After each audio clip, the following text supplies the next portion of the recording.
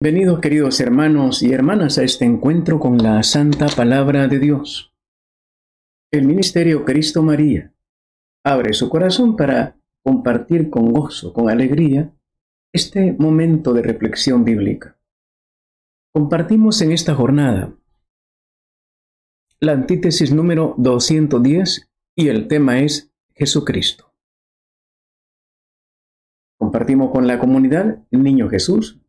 Saludamos a su pastora, copastora, a cada una de sus ovejitas. Pero también compartimos con las otras 30 comunidades, con todo El Salvador y con el mundo entero. Pedimos a Dios nuestro Señor, que por su gran misericordia, al Padre, Abba, en el bendito nombre de Jesús, nuestro Señor, de quien vamos a hablar precisamente, nos regale con la fuerza del Espíritu Santo la gracia de profundizar, de amar, de servir y de reproducir la gran figura de Jesucristo. Todo esto lo hacemos para gloria de Dios, bien de cada uno de nosotros, en el nombre del Padre y del Hijo y del Espíritu Santo. Amén. Nos hacíamos una pregunta. ¿Existió realmente Jesús? ¿Qué pruebas podemos dar? Porque a lo largo de los años se ha dicho que es un mito, un invento de la Iglesia Católica, que es un Dios solar, que fue un príncipe de las pirámides de Egipto, que fue un monje salido del Tíbet. ¿Qué pruebas podemos dar? ¿Cómo argumentamos la existencia de Jesús? Esa sería una respuesta. Y la otra respuesta es, ¿quién era realmente Jesús? ¿Cómo era su manera de obrar, de ser? Esas dos grandes preguntas queremos responderlas ahora. Querido hermano, querida hermana, es un honor, en verdad, profundizar en Jesucristo. Le damos gracias porque nos permite hablar de la persona más grande que nunca antes estuvo sobre la faz de la tierra. Empecemos por el nombre. Jesús es el nombre. Significa el plan, el proyecto de vida. Y la función que viene a desarrollar es en la línea del Mesías, del Cristo, Jesús Cristo. Al decir Jesucristo, la Iglesia asocia en una relación estrecha el título proclamado por los creyentes y la persona histórica que vivió en la tierra, la interpretación y el hecho original. Repito, cuando decimos Jesucristo, es el título proclamado por los creyentes, que tiene que ver con la persona histórica, pero también la interpretación de esa figura histórica, cómo desarrolló ese proceso. San Pablo, en la segunda carta a los Corintios, en el capítulo 5, versículo 16, va a decir el texto: así que en adelante ya no conocemos a nadie según la carne. Y si conocimos a Cristo según la carne, ya no le conocemos así. Palabra de Dios. Ese texto contrapone el conocimiento actual de Cristo al que tenía cuando él lo andaba persiguiendo. Era un conocimiento, como él lo dice, según la carne. Pero ahora Pablo lo conoce según el Espíritu. Era un gran perseguidor. Él va a llorar, le va a doler mucho lo que hizo y se va a convertir en un gran apóstol. Veamos este detalle. ¿Cuáles son las pruebas históricas de la existencia de Jesús? Suetonio, romano, del siglo II de Cristo, escribe el siguiente texto. Claudio, el emperador, expulsó de Roma a los judíos, que por incitación de Cristo se amotinaban continuamente. Hasta ahí llega el texto de Suetonio. Y esta expulsión nosotros la encontramos en el libro de los Hechos de los Apóstoles. En el capítulo 18, dice con toda claridad, versículo 2, 18:2 de Hechos. Se encontró con un judío llamado Áquila, originario del Ponto, que acababa de llegar de Italia, y con su mujer Priscila, por haber decretado Claudio que todos los judíos saliesen de Roma. Palabra de Dios. Claramente nos habla de un hecho histórico. Fueron expulsados. Al principio no había esa diferenciación tan marcada entre judíos y cristianos. Para los romanos era un solo grupo, que se dividía en partes y había que sacarlos a todos. Esto nos indica otro detalle. Expulsó de Roma a los judíos. Se amotinaban continuamente. El problema es que los judíos odiaban a los cristianos, odiaban a Jesús, y se producían roces muy fuertes. Vamos a tener también aquí que los cristianos normalmente habían aprendido otra manera de ser. Los mismos escritores paganos, estamos recurriendo en este momento a los escritores no cristianos. Suetonio. Pero también aparece Tácito, historiador. Dice Tácito. Tácito está viviendo entre el año 75 y el 120 de Cristo, para tener una idea en qué momento están escribiendo estas personas. 75 al 120. Suetonio está en el siglo II. Dice Tácito,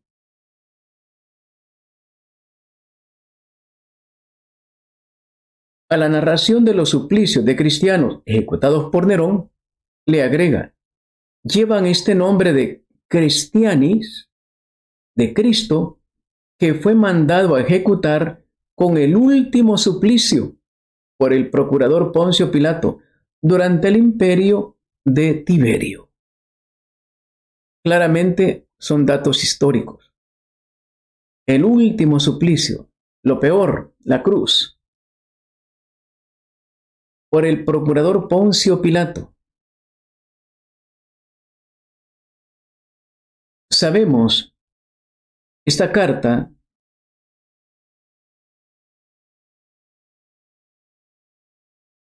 de Tácito habla claramente esta noticia de una fuente muy exactamente informada. Otro historiador, Plinio el Joven, que está entre el 61-62 al 114 de Cristo, cercanos, era legado en Bitinia. Recordemos Bitinia, la parte norte de Asia Menor. En una carta al emperador Trajano, Trajano está entre el 98 y el 117, consultándole sobre su conducta en el asunto de los cristianos. Le dice: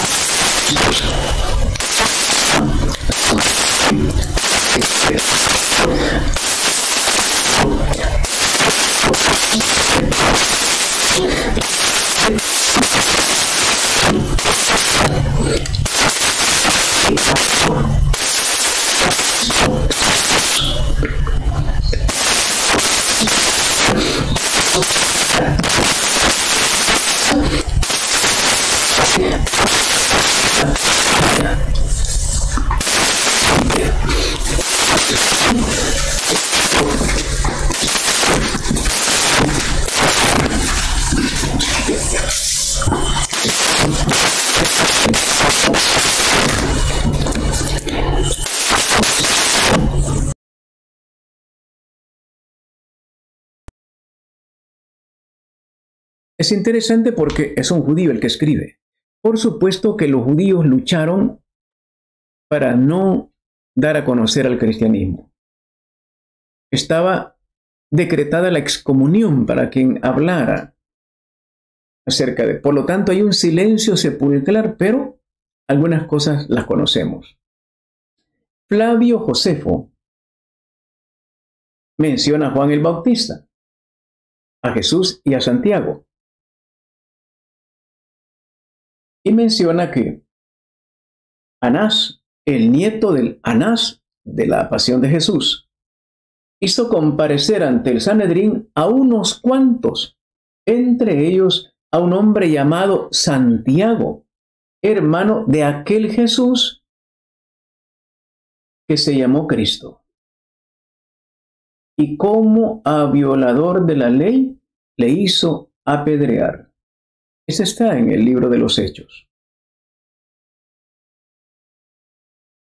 Claramente, Flavio Josefo está hablando de Jesús, de Cristo, de Santiago. Flavio Josefo está en el año 37 al año 100. Él estuvo durante la destrucción de Jerusalén en el año 70. Eso para tener un poco de idea de la parte no cristiana. Ahora vayamos a los textos propiamente cristianos. Ya vimos el de San Pablo. Había otra cuestión muy grave. ¿Por qué no pudieron o no quisieron aceptar a Cristo? Lo vemos en la primera de Corintios 1:23. Era muy grave la situación, oigamos. Nosotros predicamos a un Cristo crucificado, escándalo para los judíos, locura para los gentiles. Palabra de Dios. Escándalo para los judíos. ¿Por qué? Porque, según el libro del Deuteronomio, en el capítulo 21, versículo 23, mire lo que dice el texto. No dejarás que su cadáver pase la noche en el árbol. Lo enterrarás el mismo día, porque un colgado es una maldición de Dios. Así no harás impuro el suelo que Yahvé tu Dios te da en herencia. Claramente era una maldición. Por eso el texto de San Pablo, los Corintios, era un escándalo. Crucificado. Para Pablo también fue un escándalo al principio. Por eso lo perseguía con tanta hazaña. Hoy entendemos eso, porque era una maldición. Pero él mismo se va a encargar de interpretar, de entender correctamente.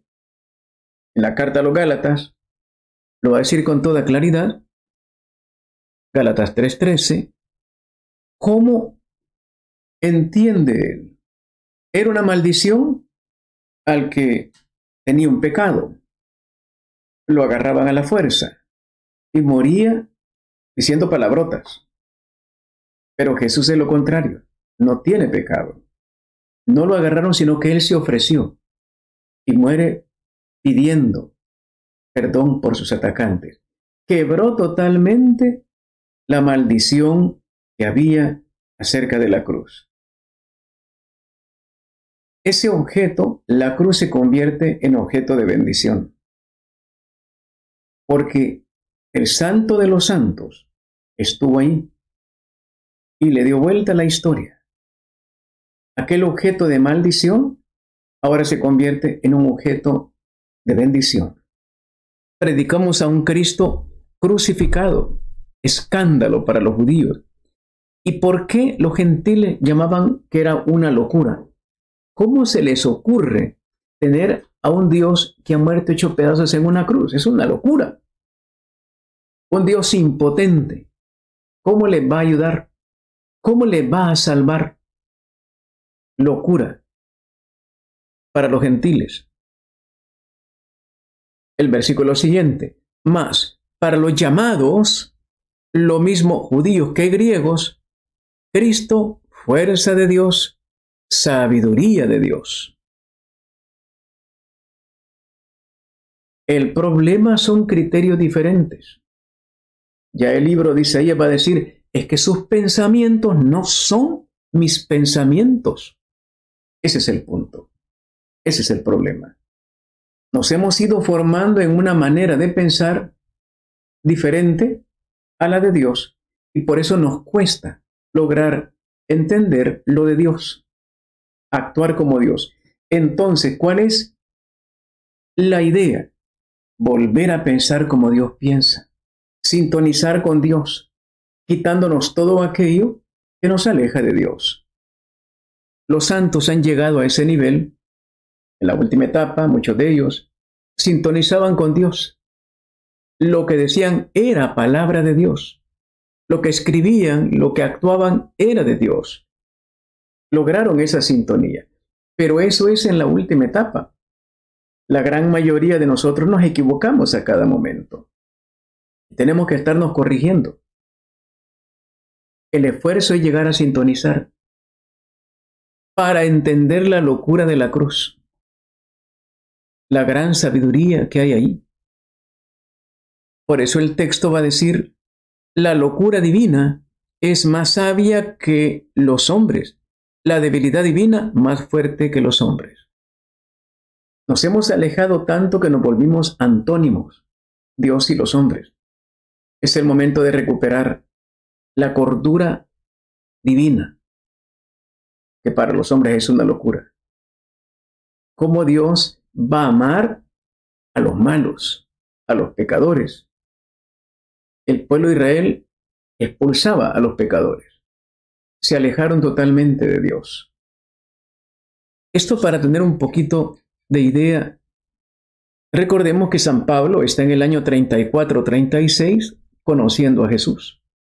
Jesús tendría unos 2-3 años de haber muerto. Escribe sus primeras cartas entre el 51 y el 52 y muere por el 66-67. Al principio la doctrina cristiana no eran textos para ser leídos, sino que eran testimonios que daban los apóstoles de lo que ellos habían vivido. Y contaban no pensando en una sucesión cronológica, sino era el testimonio lo que les salía. Contaban lo que habían visto, el impacto que Jesús les había producido. Eso lo vemos claramente en el Evangelio de San Marcos. Son testimonios, lo impactante. No se preocuparon de llevar una historia como nosotros lo entendemos, una cronología. Están hablando de impactos, de momentos hermosos de encuentro con Jesús. Pero esto fue creciendo y se vio la necesidad de que otros conocieran también. Y se empezaron a poner por escrito diferentes textos. San Lucas nos va a hablar que él estuvo estudiando, buscando diferentes textos para encontrar todo lo que había acerca de Jesús. Al principio eran cuestiones orales. Cada quien contaba su experiencia con Cristo y todos lo querían escuchar. Pero cuando creció tanto, había necesidad, no podía ir el testigo, había necesidad de escribir el testimonio. Así comienzan las cartas de San Pablo y después vienen los evangelios. Una de las cosas más impresionantes acerca de las fuentes cristianas, aquí estamos en las fuentes cristianas. Antes vimos las fuentes gentiles o paganas. San Pablo, lo mencionamos primero porque es el primer escritor del Nuevo Testamento, en la primera carta a los Corintios, 15:4, algo que fue impresionante para él y para todos, que fue sepultado y que resucitó al tercer día según las Escrituras. Palabra de Dios. La resurrección ese hermoso fenómeno, ahora anunciado por él, se ha cumplido en él. Esto impactó. Todo lo que dijo se cumplió, especialmente la cuestión de la resurrección. Resucitó al tercer día, según las Escrituras. Pablo era un gran conocedor de las Escrituras y con mucha honestidad descubre que realmente se cumplieron en él. Que todo aquello de los Salmos 22, 69, etc., los profetas, Isaías 54, 55, todo eso se fue cumpliendo en Jesús totalmente. El profeta anunciado en el libro del Deuteronomio por el mismo Moisés se cumplió totalmente en Jesús.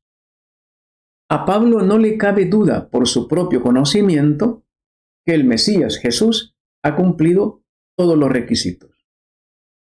Y el hecho de ser resucitado lo convierte en algo mucho más grande, mucho más especial. Es el mismo Dios. Por lo tanto, Él está dispuesto a dar la vida. El primer gran testimonio, entonces, a nivel cristiano, lo tenemos con San Pablo, escribiendo antes de los evangelios. Los evangelios se comienzan a escribir por el año 60, más o menos.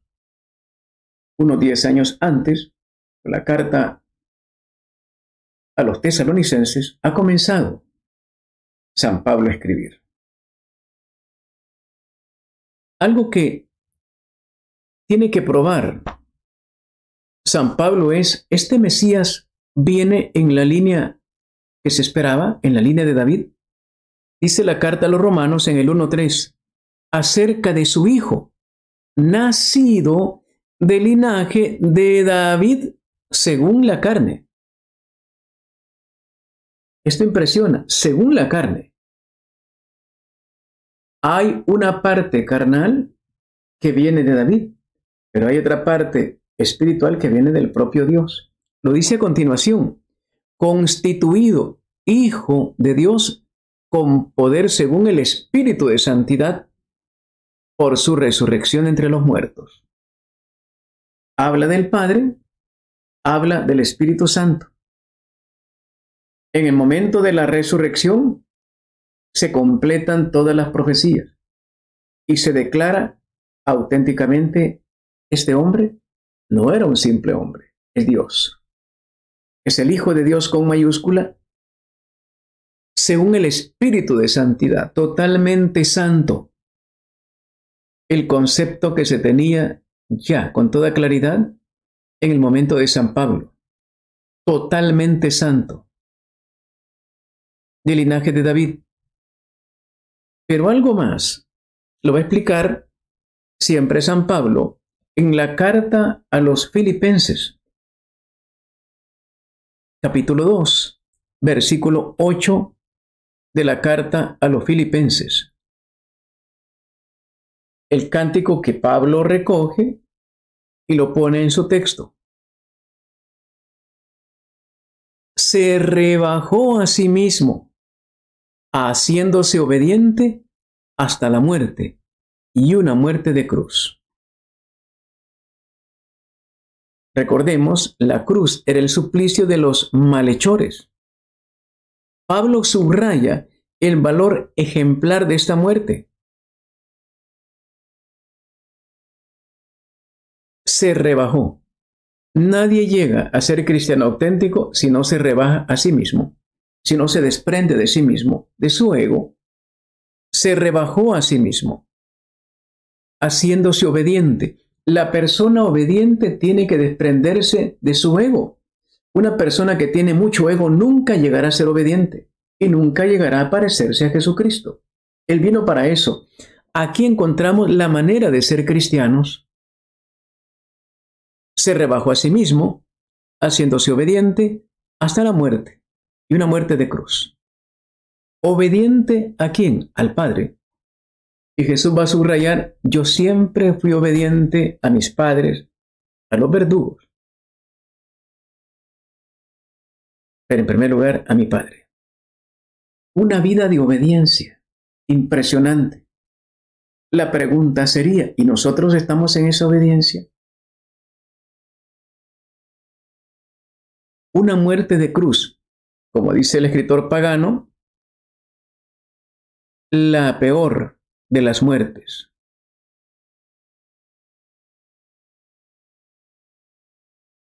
Estamos dispuestos a sufrir lo que sea con tal de estar junto a Jesús, imitar a Jesús, dar la vida por salvar a los demás. Esa es la gran tarea que tenemos. El concepto que ya se manejaba en aquel momento en los círculos cristianos, porque Pablo lo recoge de los grupos cristianos. Obediente hasta la muerte. Jesús lo sabía, obedeció la muerte de cruz y nos salvó. Algo impresionante. Fue por obediencia, no por debilidad, no porque no pudiera defenderse. Es porque habían que cumplirse las escrituras. Había que salvar al mundo. Había que obedecer al Padre Eterno. Ese es el concepto, la figura, el testimonio que se tenía ya en los primeros años del cristianismo. Una figura excepcional. ¿El linaje de David? Sí, pero además de eso, desprendido de todo ego, de todo bien, desprendido de todo. Al finalizar, se va a desprender de su propio espíritu para entregarlo en las manos del Padre. Esto es en cuanto a los primeros escritos acerca de Jesús con San Pablo. A continuación van a aparecer los evangelios. San Marcos, en el capítulo 4, versículo 1, nos menciona, y otra vez se puso a enseñar a orillas del mar. Los 4 evangelios canónicos se fundan principalmente en el testimonio de los discípulos inmediatos de Jesús. Después de la muerte de Jesús, sus discípulos no pensaron en fijar enseguida por escrito la vida y doctrina del Maestro. Estaban tan llenos de él que podían sacar de su propia memoria todo cuanto precisaban para su instrucción, para su enseñanza. Escogían y se desenvolvía su tema conforme lo exigían las necesidades o la calidad de los oyentes. Contaban los hechos y las palabras de Jesús, esforzándose por producir fielmente el hecho en sí, las palabras pronunciadas, sin precisar las circunstancias más inmediatas del momento. Así fueron formándose breves relatos que se transmitieron oralmente y se fueron reuniendo con el tiempo en colecciones en las que se atendía más al contenido que al momento histórico, cronológico. Ahí aparece el Evangelio de San Marcos. Y otra vez se puso a enseñar a orillas del mar, y se reunió tanta gente junto a él que hubo de subir a una barca, y en el mar se sentó. Toda la gente estaba en tierra a la orilla del mar. Palabra del Señor. Claramente, Jesús está enseñando y nadie está grabando nada. Nadie está escribiendo nada. Pero tenían una cualidad de ese momento. Habían aprendido a desarrollar mucho la memoria, algo que hemos olvidado nosotros. Y retenían con una extraordinaria facilidad los textos. Como no fueron escritos en el momento, por eso hay pequeñas diferencias en los 4 evangelios. Eso nos va a llevar inclusive a tener dificultades a saber cuánto tiempo estuvo Jesús predicando sobre la tierra. Ya lo vamos a ver. Algunos dicen fue un año, no, año y medio, no, 2, 2 y medio, 3 años, porque no se preocuparon de eso. Se preocuparon de testimoniar lo que era y lo que hizo Jesús. otra vez se puso a enseñar. Enseñaba todos los días, continuamente. Era un maestro permanente. Le interesaba que el pueblo aprendiera. Pregunta para nosotros, y también a nosotros nos urge que aprendan los demás. ¿Estamos reproduciendo estos mensajes? ¿Vamos de casa en casa? ¿De pasaje en pasaje? ¿De colonia en colonia? ¿De pueblo en pueblo? Contando a otros todos los días, porque Jesús lo hacía todos los días. Y otra vez, fijémonos en el y, porque no hay un dato cronológico. Él pone y, se puso a enseñar. El y va a aparecer muchas veces, porque no hay circunstancia de tiempo. Y se puso otra vez a enseñar. El retrato que nos da San Marcos y los evangelistas es de un Jesús que está urgido, ansioso de enseñar la doctrina. Y la pregunta es para nosotros. ¿También nosotros estamos así?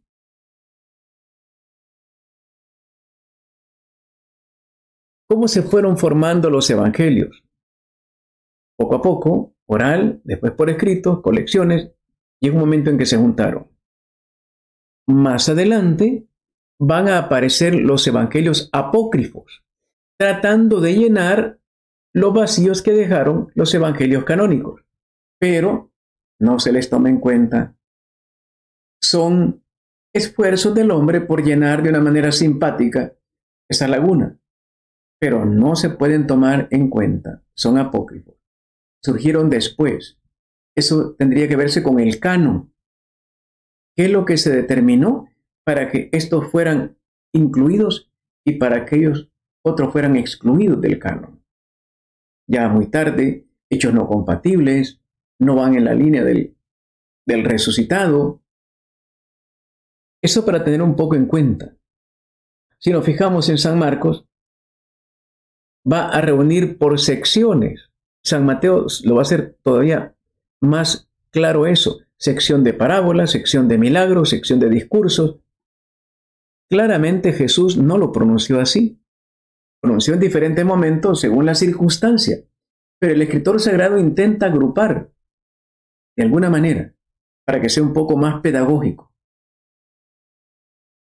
Eso para tener en cuenta a la hora de leer un evangelio que no está leyendo una descripción continuada de la vida de Jesús, sino testimonios. Marcos, o la fuente que utiliza San Marcos, no se preocupa por la sucesión cronológica o el marco histórico, sino por impactar, por convencer de la grandeza de Jesús. San Lucas conoció varias de estas narraciones. No son biografías de Jesús según la manera de contar ahora, sino de instrucciones religiosas para llegar a ser hijos de Dios. Veamos otro texto que nos va a iluminar en esta misma línea. Estamos viendo las fuentes cristianas. San Lucas, en el capítulo 3, versículo 23, 3:23. Dice el texto de San Lucas: tenía Jesús al comenzar unos 30 años. Se creía que era hijo de José, hijo de Elí. Y comienza la genealogía hasta llegar a hijo de Dios, hijo de Adán, hijo de Dios. San Lucas, interesante, hace remontar la genealogía de Jesús, hijo de José, según se creía, y que llega hasta Set, Adán y Dios mismo. Para indicar con toda claridad, este es hijo de Dios. Viene pasando por David, sí, pero va más allá de David, llega hasta Dios. Unos 30 años se creía, no es claramente, ya San Lucas dice que no era hijo de José, era hijo de Dios. Pero aparece la figura de San José, bendito sea, como el padre legal putativo. Unos 30 años. porque claramente los calendarios hay una pequeña diferencia y cronológicamente no hay exactitud. Por eso dice unos 30 años. ¿Y por qué unos 30 años? Porque según el concepto hebreo, era la edad de la madurez para poder enseñar Biblia, ser maestro. A los 12 años ya deslumbraba a los maestros del templo, pero era un niño todavía, era un jovencito, empezaba, eran 12 años. Era un adulto en la fe, sí, pero para enseñar tenía que esperar un poco más, llegar a los 30 años. Aunque a los 12 ya deslumbraba a los conocedores de la ley. Esto nos indica, Herodes murió en el año 750, según el calendario romano, en el año 4 a.C., según el calendario cristiano.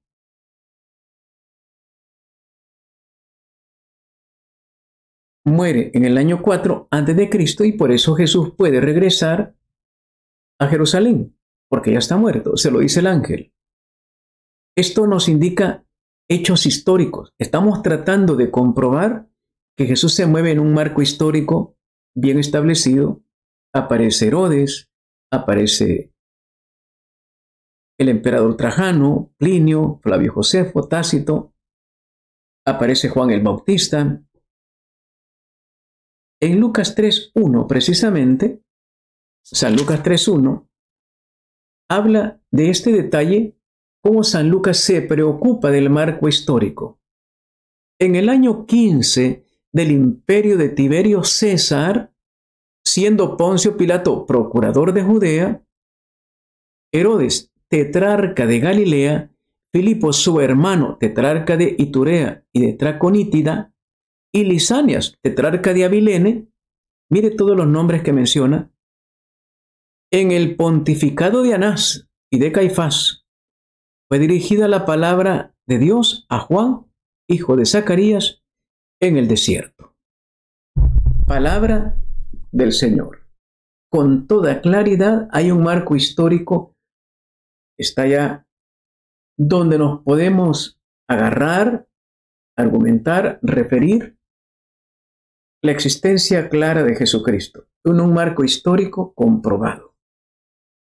Aparece Tiberio César, Poncio Pilato, Herodes, Filipo, Lisanias, Anás, Caifás, Juan, el hijo de Zacarías. Y recordemos que San Lucas no es hebreo, griego de Antioquía, pero movido por la mano de Dios, llega a hacer esta investigación tan hermosa, porque él viene de afuera, él es griego, y le interesa saber los hechos históricos, el marco cultural en el cual se produce ese gran fenómeno, gran milagro de la aparición de Jesús.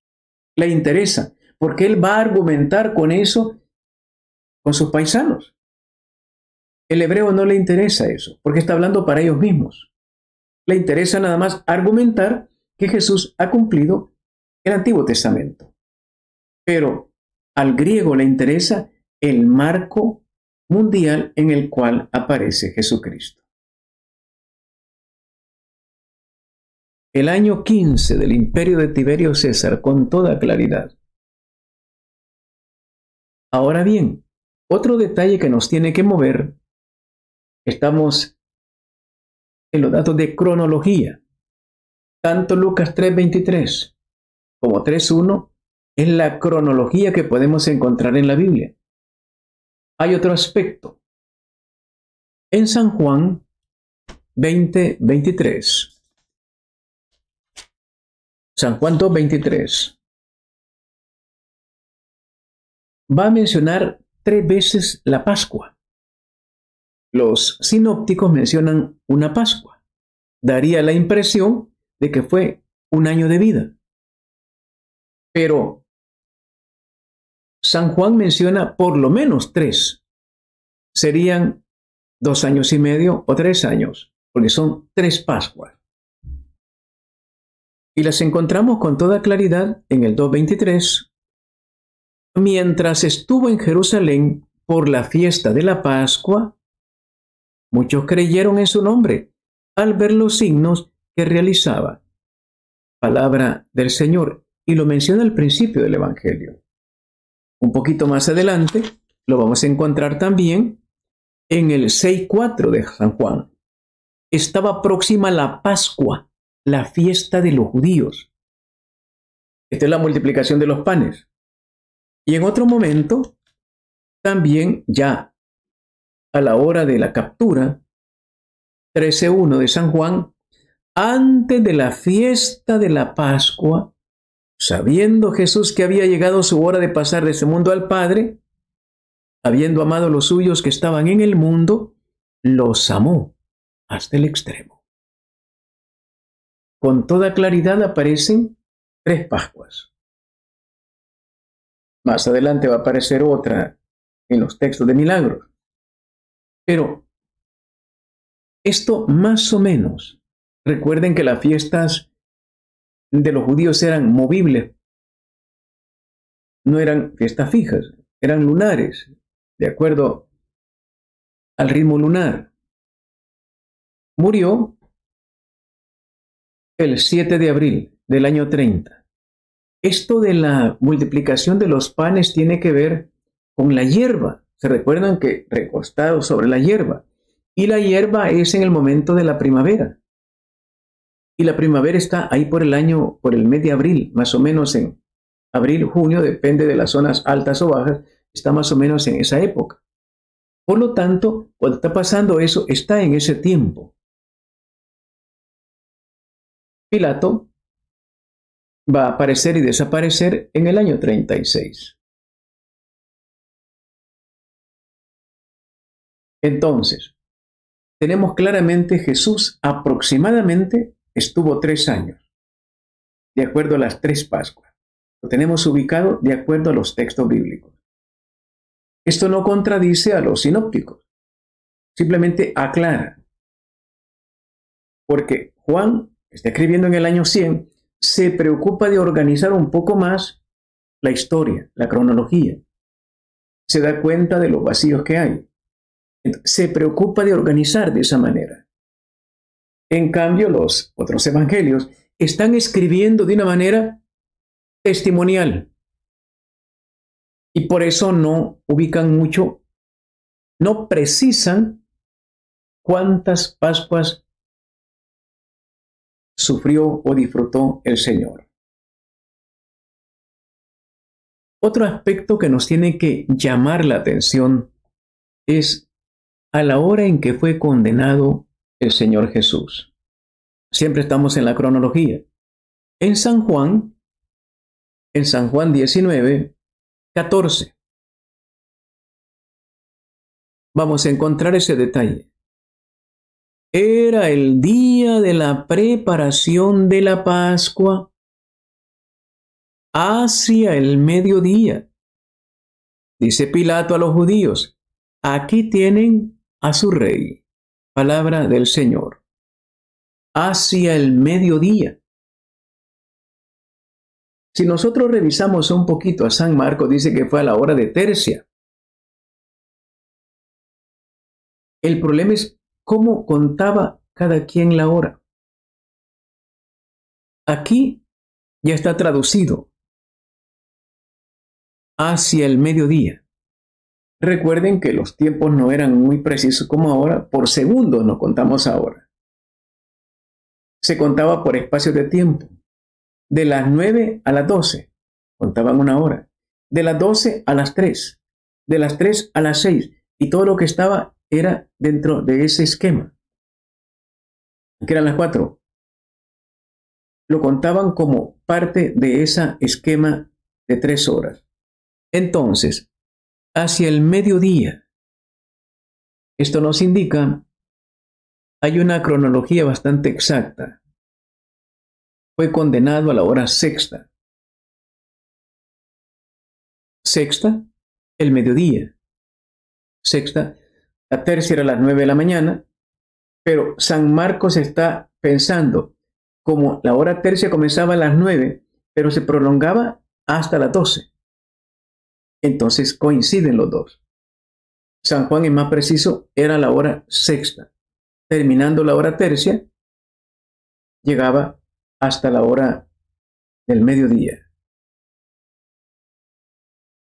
Esto para tener claro los momentos históricos, la cronología del Señor Jesús. Ahora les invito, queridos hermanos, a entrar en la profundidad de la persona del Señor, ya que hemos tenido la gracia de tocar algunos puntos históricos de los gentiles y algunos puntos históricos cronológicos de la Biblia, según Jesús, de acuerdo a Jesús. Ahora vayamos a ver la persona de Jesús. ¿Cómo era este hombre? ¿Cuál era la impresión que causaba? ¿Cómo era? Es impresionante la descripción que hace la persona de Jesús. San Lucas, en el 11:27.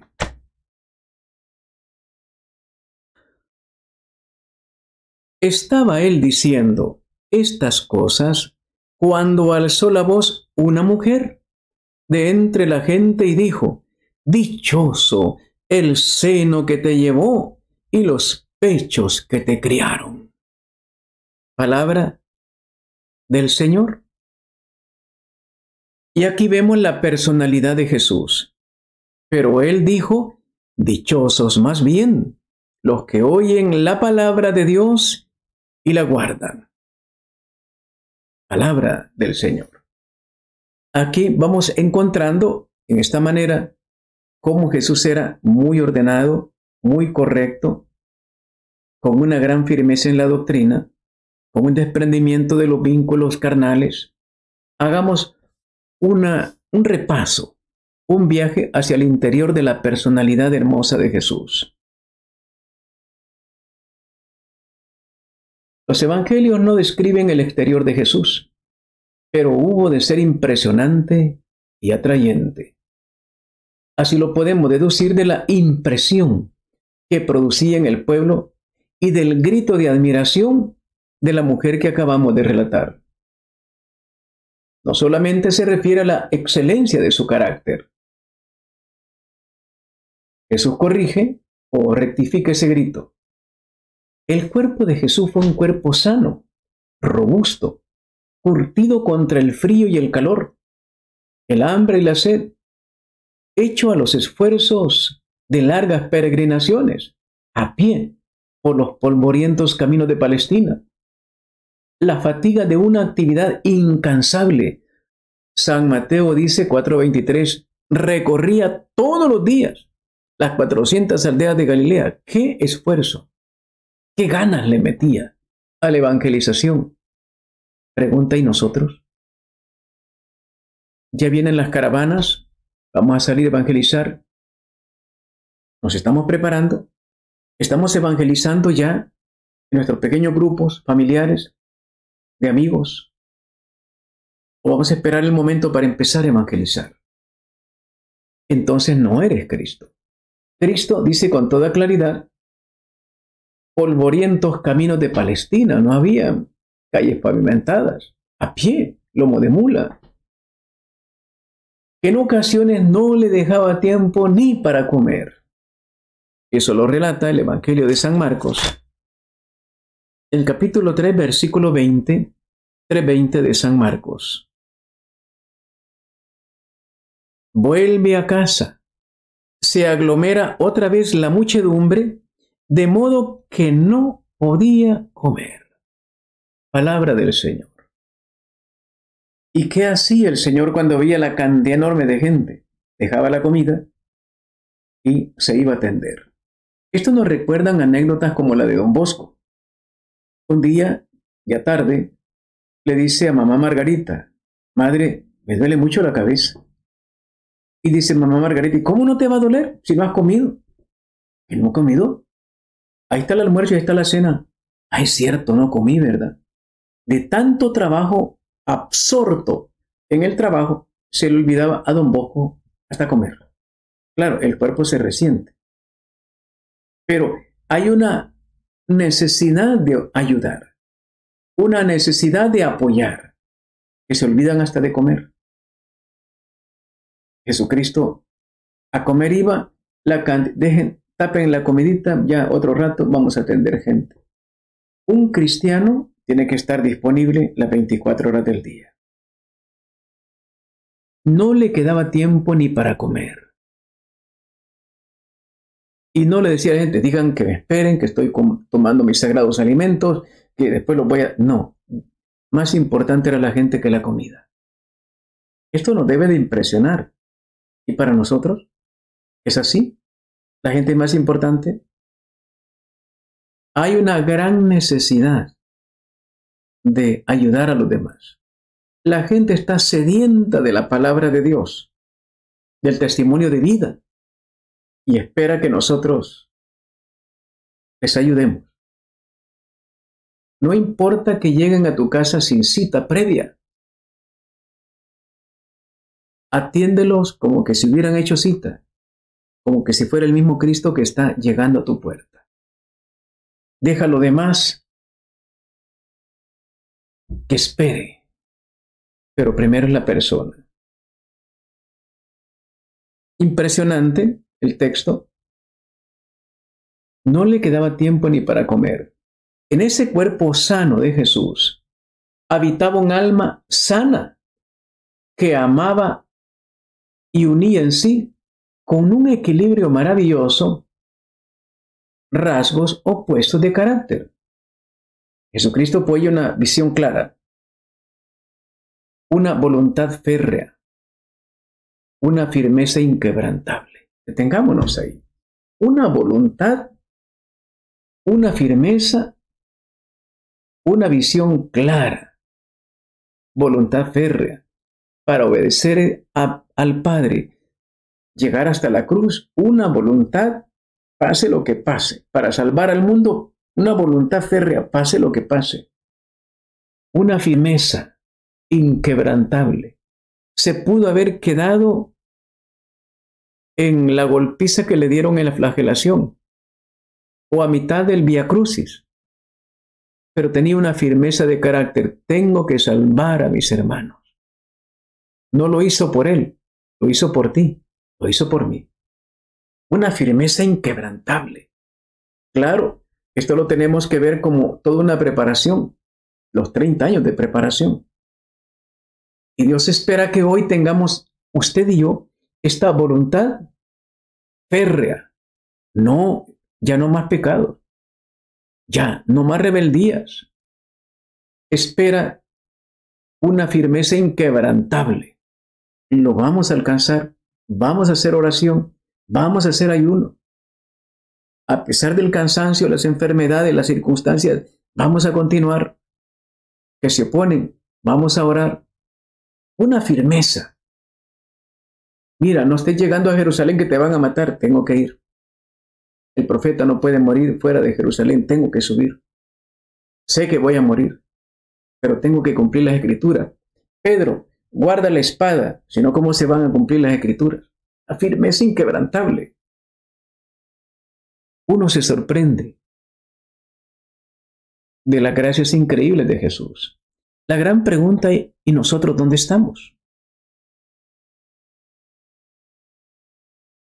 San Lucas nos da otra pista acerca de lo hermosísimo que era el Señor Jesús. Aquel canto bonito que ha salido muy popular en estos días. Me enamoré de Jesús. Cuando su vida. Me enamoré de Jesús. ¿Cómo no se va a enamorar un alma honesta y limpia de Jesús al ver toda esta gracia? Y esto que no está hablando de la parte externa, que es increíblemente deslumbrante según todos los videntes. En San Lucas, el capítulo 2, versículo 49. Porque me buscaban. ¿No sabían que yo debía estar en la casa de mi Padre? Palabra del Señor. Está con el Padre desde que era niño. Esto es un reto para usted, papá, mamá, que nuestros niños conozcan al Padre, al Hijo y al Espíritu desde pequeñitos, desde el vientre materno. Jesús lo sabe, es consciente, está dando una tremenda enseñanza a mamita María y San José, que no sabían que debo estar con el Padre siempre, desde pequeño, desde niño, desde joven. ¿Dónde lo encontraron a ese joven? En el templo. ¿Dónde encontramos a nuestros jóvenes ahora? Detrás de un celular. Estamos perdiendo a nuestros jóvenes y no nos hemos enterado. Tenemos que formar una generación de chicos y chicas que amen, que se sientan desesperados por estar con el Padre, como Jesús lo hacía. Ese es el gran Jesús que va a llegar a la cruz. Estar con el Padre. Por encima de todo. Por encima de sus propios padres terrenales. Estar con el Padre eterno. Y claramente esto lo lleva a una vida de sacrificio. Veamos cómo lo expresa el Evangelio de San Mateo, el capítulo 4:1. Una vida de sacrificio. Entonces Jesús fue llevado por el Espíritu al desierto para ser tentado por el diablo. Palabra del Señor. Escogió el sacrificio. ¿Y tú qué escoges? Jesucristo lo va a decir, esto no es de ahora. En la carta a los Hebreos, cuando Él se encarna, dice, aquí estoy, Padre, para hacer tu voluntad. Y en esa voluntad era una vida de sacrificio para poder enseñarnos, para poder salvarnos, para poder salvar a otro. El gran reto en este momento para usted y para mí, querido hermano, es entrar en una vida de sacrificio, para ser canal de bendición, de salvación para el mundo entero. Jesucristo nos lo enseña. Él optó y no seguía solo, seguía por el Espíritu Santo. Todo esto nos tiene que hacer reflexionar, ¿quién me está guiando mi vida? ¿Qué tipo de vida estoy llevando? No al placer. Jesús lo dice a Santa Margarita María Alacoque. La cruz del corazón indica que yo padecí la cruz desde que me encarné hasta que morí. Toda mi vida fue una cruz permanente. Y aquí lo expresa a través de las tentaciones en el desierto, un combate tremendo contra el enemigo. Por el desierto, más de 50 grados en el día, bajo cero en la noche, cambio horrible de temperatura, un frío que penetra los huesos, con alimañas que aparecen por todos lados, con un agua que no se encuentra por ninguno. Y además de eso, tentado por el enemigo. Tenemos que aprender el estilo, profundizar en el estilo único de Jesús. Pero todo esto ¿a qué lo lleva? Tiene un objetivo bien claro. San Marcos nos lo dice, un texto muy conocido. Marcos 10:45. Que tampoco el Hijo del Hombre ha venido a ser servido, sino a servir y a dar su vida como rescate por muchos. Palabra del Señor. Toda aquella formación hermosísima del Cristo histórico del que estamos hablando es para dar su vida por todos, siendo el servidor de todos. Si en este momento de nuestra historia, la historia del mundo, nos comprometiéramos a imitar a este Jesús, el mundo se salva ahora. Sirviendo una competencia, ¿quién atiende mejor a quién? No quién manda más, no quién se aprovecha más. Y no solamente dando una ofrenda, dando mi vida en rescate de los demás, para rescatar a muchos. Santa Faustina pasó una crisis tremenda en un momento y dice, esas 3 horas de sufrimiento que no sé si se volverán a repetir y siento escalofrío cuando pienso si eso se vuelve a repetir. Sin embargo, la volvería a pasar con tal de salvar un alma. Jesucristo lo dice. Si fuera necesario volver a sufrir la pasión con tal de salvar un alma, nosotros lo hacemos. Y habla del Padre, el Hijo y el Espíritu. La gran tarea que nos llevamos ahora. ¿Quién es Jesús realmente? ¿Tenemos pruebas? Concluyamos. Sí, tenemos pruebas. de los gentiles y también del mismo cristianismo. Pero además, sabemos ya un poco a qué vino Jesús. Ese Jesús no aparece para mandar, para aprovecharse, sino para servir, con humildad, con sencillez, con un tremendo equilibrio, con una voluntad férrea, con una idea hermosísima de lo que tiene que ser la vida, una firmeza inquebrantable, con tal de dar la vida por los demás, por ti y por mí. Ahora corresponde a nosotros reproducir a Jesús en esta hora dramática del mundo. Querido hermano, hemos hecho una pequeña introducción. Te invito a que la próxima reunión completemos este estudio acerca de Jesús. Porque no se puede servir, como dice Santa Teresa de Calcuta, no se puede servir a quien no se ama y no se ama a quien no se conoce. Conozcamos más a Jesús para amarlo y para servirlo mejor, para reproducirlo en nuestras propias vidas.